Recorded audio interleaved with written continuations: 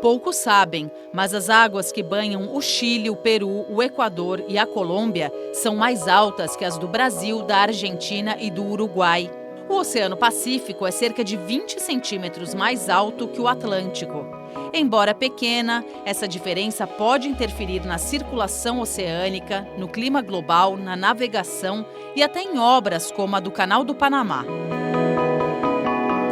Para fazer a medição, cientistas da NASA e da Agência Espacial Europeia calcularam a altura da superfície dos dois oceanos por meio de dados enviados por satélites. A explicação principal é a salinidade da água. O Atlântico, mais baixo, tem mais sal, é mais denso. A parte mais densa empurra a menos densa. O Pacífico, mais alto, tem menos sal. Outro fator: a Cordilheira dos Andes e as montanhas rochosas que atravessam a América formam uma barreira natural que provoca mais chuvas no Pacífico, que o tornam menos salgado e mais alto. A temperatura da água também influencia. O Pacífico tem a água mais quente e o Atlântico mais fria. A topografia do fundo do mar e os padrões de ventos são outros fatores que interferem.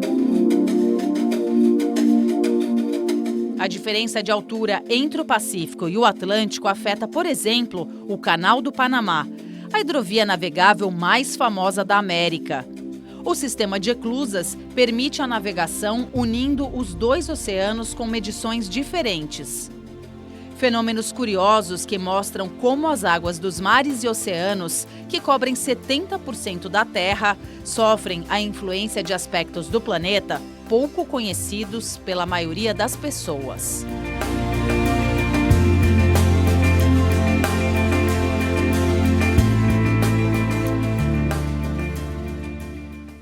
Está no ar o Repórter Eco, com informações importantes na busca de um futuro melhor. Os assuntos principais: o plantio em área urbana, a arte de registrar a natureza e envelhecer com qualidade de vida.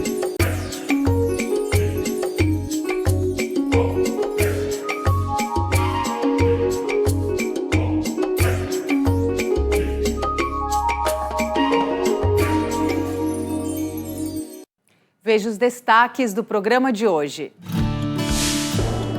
A jornalista e agricultora Cláudia Visoni lança livro que conta a história da primeira horta comunitária em praça pública da cidade de São Paulo.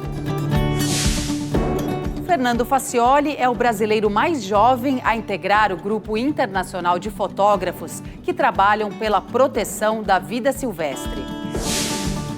E os filósofos Mário Sérgio Cortella e Terezinha Rios lançam um livro que discute como o envelhecimento pode ser um processo contínuo de aprendizado e autoconhecimento.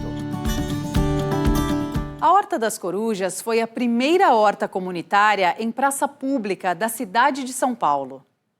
Uma das criadoras, a jornalista e agricultora Cláudia Visoni, lançou um livro que conta a história da iniciativa, que inspira muitas outras experiências de plantio de alimentos.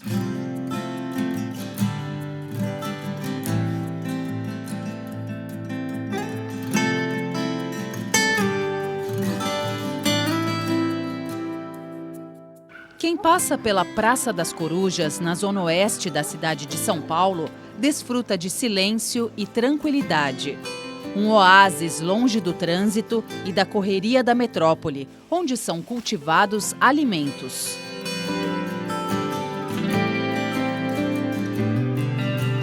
Fundada em 2012, a Horta das Corujas foi uma das primeiras comunitárias da capital paulista em um espaço público. Os portões estão sempre abertos, seja para visitação, educação ambiental ou fornecer algum item cultivado ali.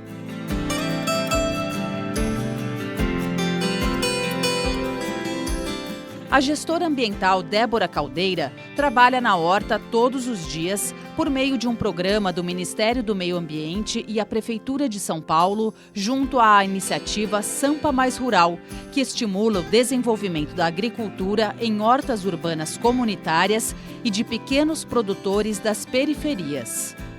É um ótimo modelo para que as pessoas tenham consciência, né, do que é o plantar, dessa integração com a natureza, a importância de você produzir seu próprio alimento, né, que muitas vezes a gente não sabe a origem dele, né, então isso também faz com que a comunidade do entorno, da onde tem esses pontos, ela se fortaleça nesse sentido de crescimento, né, e tem a parte também socioambiental, assim, educacional, até com crianças que vêm, frequentam a horta, já vão conhecendo as espécies, de onde que vem.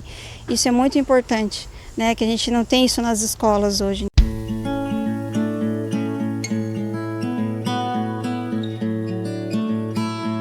Cláudio Lorenzo é voluntário da horta desde a implantação. Ele conta que o trabalho com a terra transformou sua vida.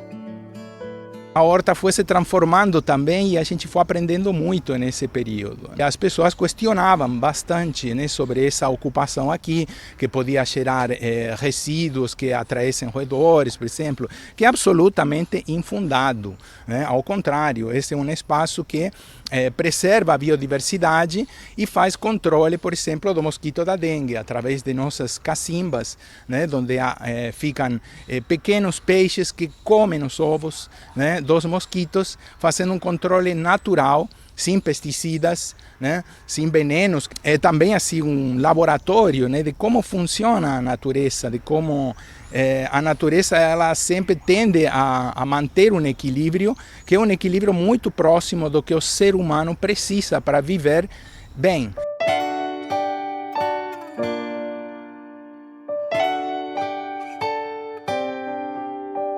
A história da Horta das Corujas se confunde com a trajetória da jornalista de formação e agricultora urbana Cláudia Visoni, e agora é contada por ela no livro que leva o nome do local. Eu escrevi o livro porque eu achei que era importante que a história da Horta das Corujas fosse registrada. E eu sou a única pessoa que está desde antes de começar a horta até hoje.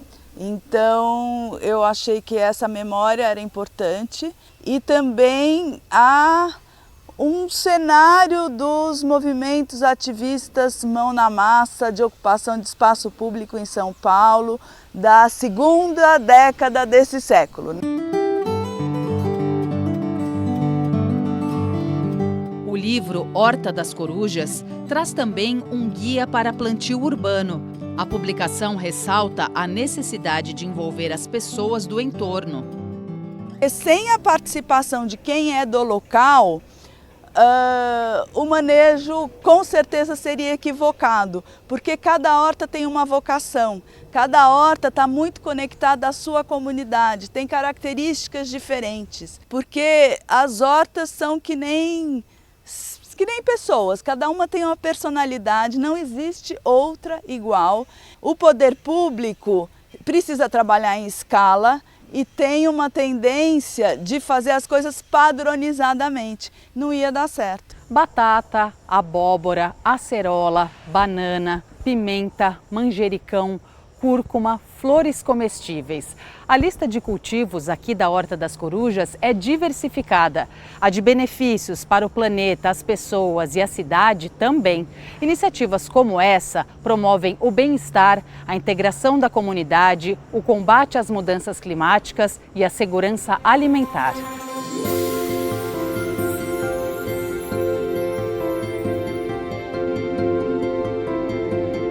As hortas nas cidades também abrigam variedade de espécies, principalmente de aves e insetos polinizadores.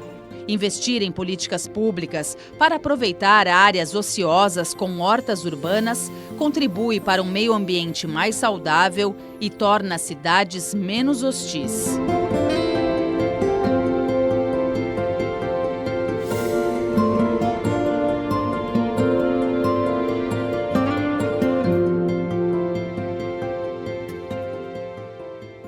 Você acompanha logo mais aqui no Repórter Eco.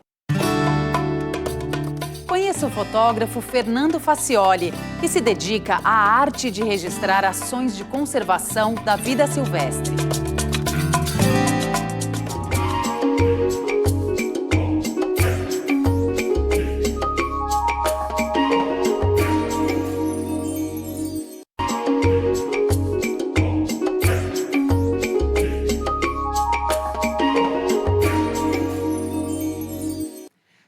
Facioli integra a prestigiada Liga Internacional de Fotógrafos de Conservação, um reconhecimento conquistado pelo olhar sensível e apurado de quem domina a arte de registrar a natureza.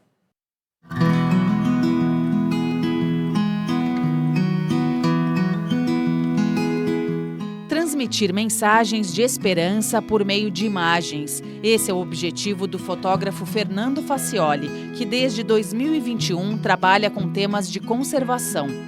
As histórias visuais criadas por ele buscam retratar o difícil trabalho de pesquisadores pela sobrevivência de espécies que vivem em ambientes cada vez mais devastados pelas ações humanas. A paixão do jovem fotógrafo brasileiro pela vida selvagem surgiu na infância. Eu passei grande parte da minha infância em um trailer no interior de São Paulo, na região de Araçariguama. E eu convivia muito com meus primos lá, com a minha família, e a gente era sempre rodeado da Mata Atlântica, E foi lá que eu aprendi a ter esse primeiro contato com a natureza. Então eu sempre fui aquela pessoa que gostava de pegar os besouros, de ver como eles iam crescer, pegar os girinos, colocar no aquário, entender como era a metamorfose deles. Então, meu pai sempre me ensinou muito essa parte da conservação. A formação em biologia ajudou Fernando Facioli a se aproximar ainda mais de questões ligadas ao meio ambiente. Me traz todo um olhar diferenciado, das espécies. Você entende um pouco mais, você sabe um pouquinho do comportamento de cada uma delas. Apesar de não ser um especialista em nenhuma espécie, eu consigo entender um pouco do que está acontecendo, do que eu posso esperar daquele animal, daquele comportamento, qual a melhor hora do dia para observar. E isso te deixa um pouco mais íntimo do objeto que você está fotografando também. Ele passou a acompanhar o trabalho de outros fotógrafos de conservação e percebeu que poderia contar boas histórias observando o seu entorno. A gente não precisa de uma espécie super emblemática, de uma onça, de um tamanduá, para poder fazer imagens interessantes e contar histórias interessantes. Porque a natureza está muito mais próxima da gente do que a gente acha.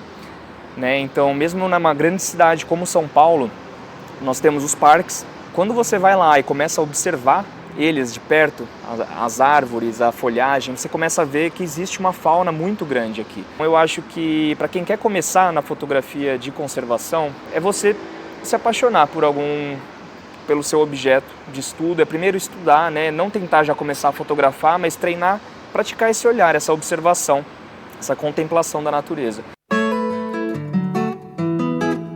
Em 2021, veio a primeira oportunidade de um trabalho como fotógrafo de conservação durante a grande queimada do Parque Estadual do Juqueri, último fragmento de cerrado da região metropolitana de São Paulo. Eles acabaram permitindo que eu entrasse e acompanhasse a equipe do Grupo de Resgate de Animais em Desastres, e foi aí que começou a minha primeira história da fotografia de conservação. A gente acabou encontrando um ouriço albino, e esse animal ele acabou sendo considerado um símbolo da resiliência do cerrado na época e de todo o esforço das pessoas para mitigarem aquela situação. Foram 6 meses que eu fui acompanhando o crescimento dele, até que chegou um momento em que a história estava mais completa. No mesmo ano, Fernando Facioli foi convidado para documentar a seca do Pantanal. Naquele momento eu também acabei criando uma história fotográfica curta, mas forte, sobre a realocação de alguns jacarés. Em 2022, ele se tornou integrante da Liga Internacional de Fotógrafos de Conservação, uma das mais renomadas do mundo, e conquistou na Inglaterra seu primeiro grande prêmio, o prestigiado Panda Awards. A fotografia de vida selvagem ela acaba entrando como uma ferramenta, como uma parte da fotografia de conservação, mas a fotografia de conservação ela vai estar abrangindo também outros aspectos, como os desafios, as dificuldades que esses animais e os habitats deles estão enfrentando hoje em dia. Vai trazer um pouco da parte humana, então as pessoas, seja da comunidade ou os pesquisadores, o que eles estão fazendo para proteger essas espécies. Em Em 2024, a foto da soltura de um tamanduá-bandeira reabilitado por pesquisadores do Instituto de Conservação de Animais Silvestres de Campo Grande ficou em segundo lugar no Environmental Photography Awards na categoria Changemakers, que registra o trabalho de pessoas que atuam para melhorar o mundo. Facioli foi o único brasileiro entre os 36 finalistas do concurso. A minha imagem é uma fotografia de um tamanduá-bandeira sendo solto, né, debaixo da chuva, no Cerrado brasileiro. É um projeto de pesquisa científica liderado pelo ICAS, né, o Instituto de Conservação de Animais Silvestres, lá de Campo Grande. Primeiro a gente pode observar que no fundo dela tem algumas gotas de chuva, né, estava chovendo forte. E eu usei um flash fora da câmera e acabou dando um efeito bem diferente, né, que parece confetes caindo do céu, não sei. Me passa um pouco essa sensação de celebração e que era de fato o sentimento da equipe lá, né, naquele momento. Com um futuro promissor pela frente, ele conta um pouco dos próximos passos. Teve uma expedição muito recente que eu fiz para a Ilha da Trindade com pesquisadores de um caranguejo amarelo e essa é uma história que muito em breve vai estar sendo compartilhada com vocês e estou muito animado em poder compartilhar um pouquinho mais sobre essa espécie também.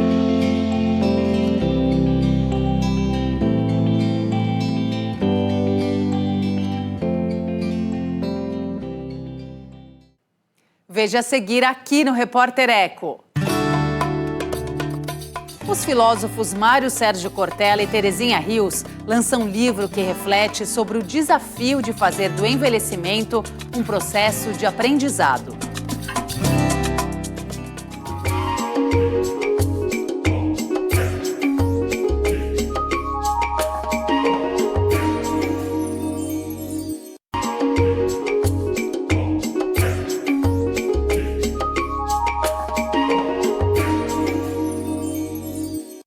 O envelhecimento é uma tendência global. A expectativa de vida está aumentando no mundo. Mas será que isso significa ter uma melhor qualidade de vida? Os filósofos Mário Sérgio Cortella e Terezinha Rios refletem sobre o assunto no livro Vivemos Mais, Vivemos Bem?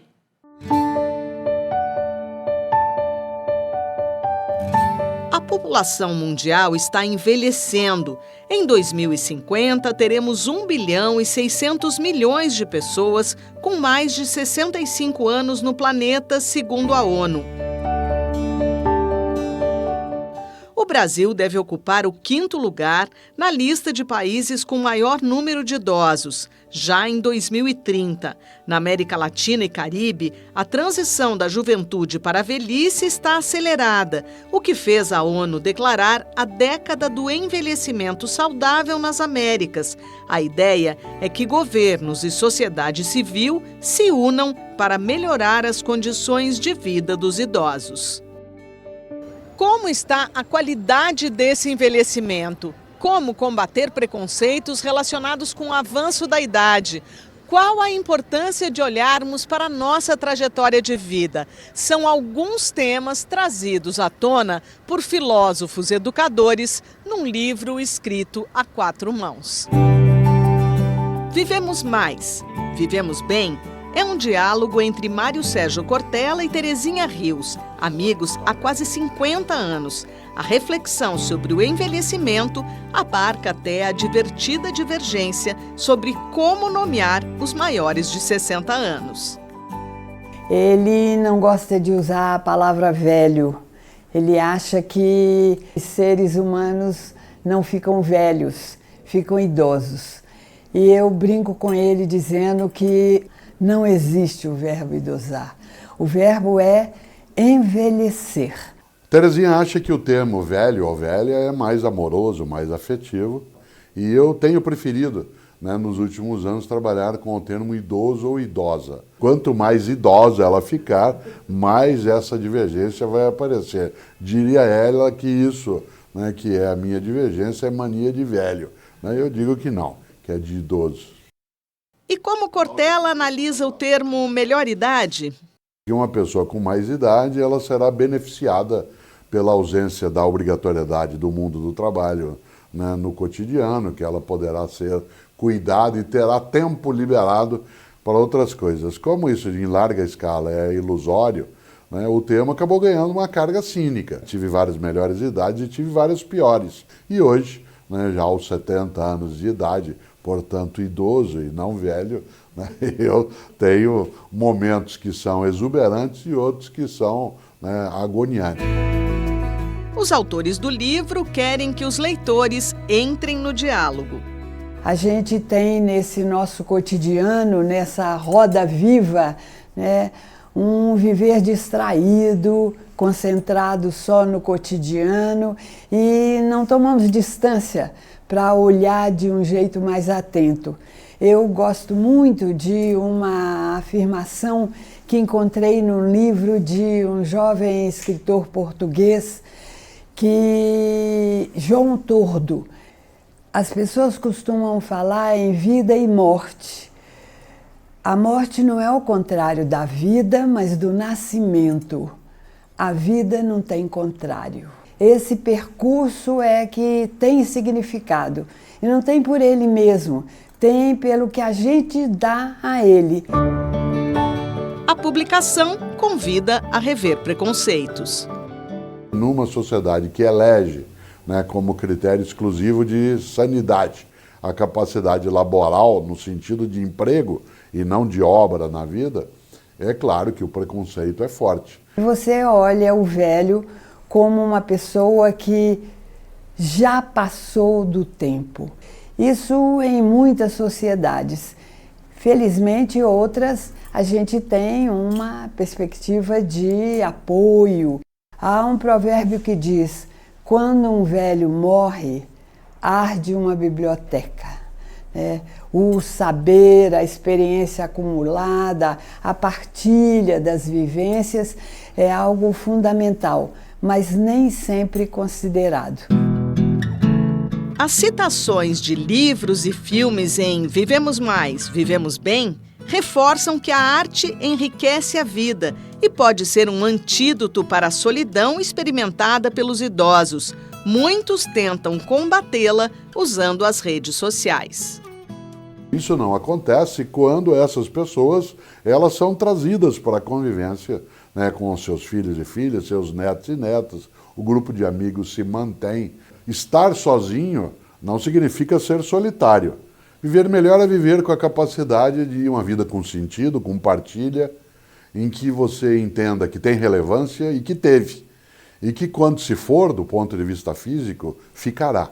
Né? Ficará naquilo que é o afeto, ficará naquilo que é a ação que desenvolveu, aquilo que auxiliou. A mineira Terezinha Rios recorre a ditos da terra natal dela para lembrar: se a vida é curta, que seja larga. O importante é a disponibilidade para o convívio com os diferentes. No caso dos velhos, por exemplo, com sujeitos de outras idades, né? Essa é a vida que eu acho que vale a pena, a que é construída junto. O que Luciano de Crescenzo dizia, que eu gosto de trazer à tona, né? Humanos somos anjos com uma única asa, só voamos abraçados. E, portanto, viver melhor é ter clareza disso e poder voar mais longe, né, mais alegres, mais capazes e, ao mesmo tempo, mais relevantes.